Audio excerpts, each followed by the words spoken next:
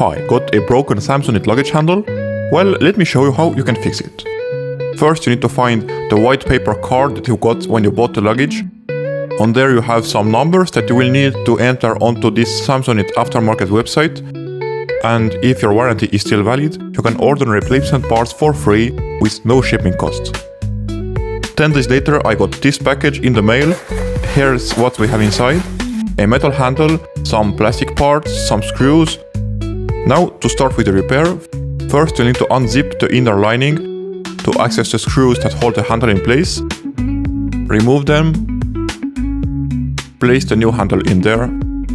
Put the screws back in. And here we have it, a functional luggage with a new handle. I hope this video helped you. If your warranty isn't valid, I am not sure if you can buy parts separately. So if you know, please share that in the comments below. Thank you for watching and I will see you in the next one.